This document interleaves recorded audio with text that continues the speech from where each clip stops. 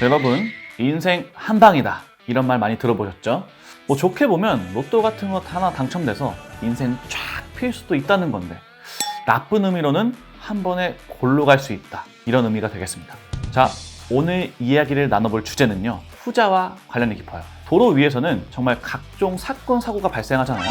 뭐 가벼운 접촉사고부터 큰 교통사고까지 다양합니다. 그런데 이 와중에 차가 또 내 차가 아닌 상황, 이거 얼마나 복잡해요. 사고에 보험 처리까지 더블로 얹어서 불행해지는 겁니다. 자, 이쯤 되면은 어떤 이야기를 할지 구독자분들도 다 감을 잡으셨을 것 같은데, 자, 오늘은 카쉐어링의 실체에 대해서 이야기해볼까 합니다. 자, 본격적인 이야기에 들어가기 앞서서요, 자, 이 사진 보이시죠?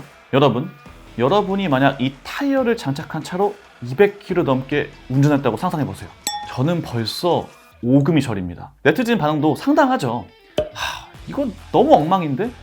이건 마모가 아니라 드리프트한 거 아니야? 와, 이건 진짜 아니다. 이런 반응이 줄을 잇습니다. 자, 자세한 이야기는 지금부터 함께 알아보시죠.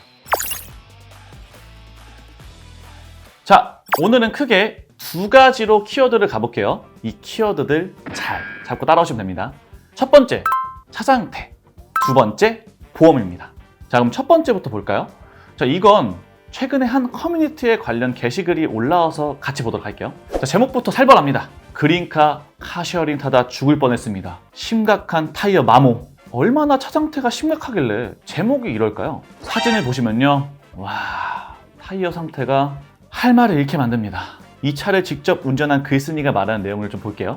자, 글쓴이는 그린카 앱에서 11월 2일에 정비된 차를 11월 21일 대여했습니다. 딱 차를 받았을 때는 외관상 뭐 사고의 흔적이 좀 보이긴 했지만 운행에는 크게 문제가 없을 것 같아 개의치 않았다고 하죠. 그런데 이게 무슨 일인가요? 고속도로 주행을 시작하고 속도를 조금 올리자마자 이상 징후가 포착됩니다. 차가 심하게 흔들리기 시작하는 거예요. 관련 문제로 운행 중 고객센터와 통화를 했지만 돌아오는 답변은 글쓴이의 짜증만 불러일으킬 뿐이었습니다. 그린카 측은 글쓴이의 목적지와 거리가 있는 그린카존에서 차를 교환하려고 한 거죠.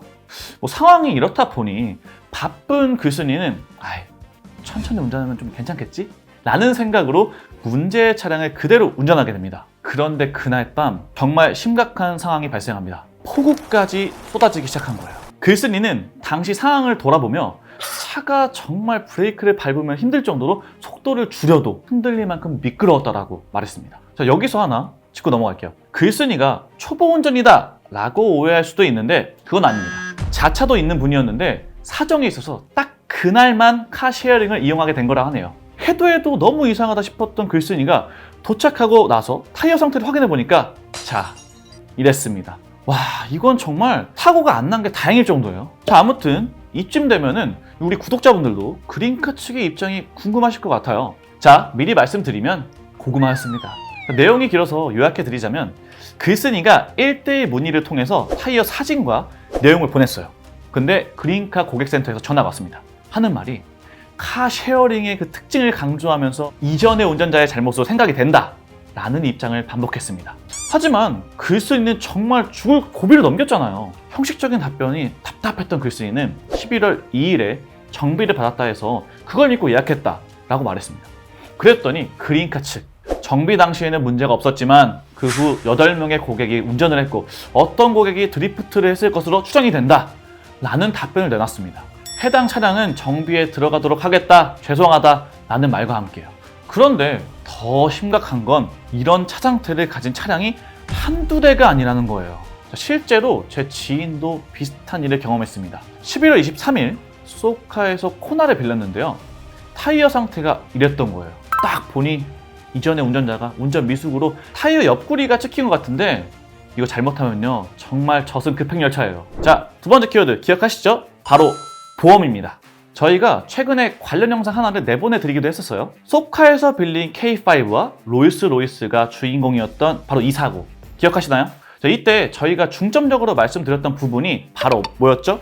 제5조 금지 조항 사항입니다. 간단히 말씀드리면 소카가 12대 중과실에 대해서 전혀 보상하지 않겠다라는 내용이 주된 내용이었어요.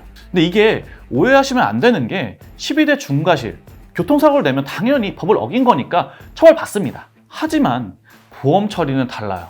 피해자의 병원 치료비나 대물 수리비 등은 보험 처리를 통해 지원받을 수 있는 게 일반적이에요.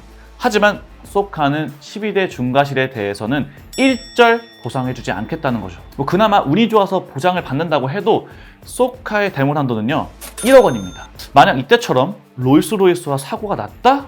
이게 1억으로 해결이 될까요? 당연히 아니겠죠. 자, 지금까지 카쉐어링과 관련된 문제 두 가지를 살펴봤는데요. 사실 카쉐어링이 나쁜 면만 있는 건 아니에요. 기본적으로 당장 차가 필요한데 자차가 없을 때 요긴하게 쓸 수 있죠. 예약도 편하고 유지비도 안 들고 경제적으로도 많이 장점이 있어요. 하지만 여러분, 오늘 말씀드린 내용들을 잘 생각해 보셔야 합니다. 일단 운행 시작 전에 타이어 확인을 비롯해서 차 상태를 확인하시는 거는요 정말 필수예요. 운행하면서도 절대 긴장의 끈을 놓지 말아야 되고요. 안전운전 하셔야지 위험한 일도 억울한 일도 생기지 않습니다. 자, 운전자라면 살면서 몇 번은 카쉐어링 하게 될 텐데 이러한 부분들을 꼭 유념하셔서 안전한 드라이빙을 즐기시길 바라겠습니다. 오토포스트 20플러스였습니다.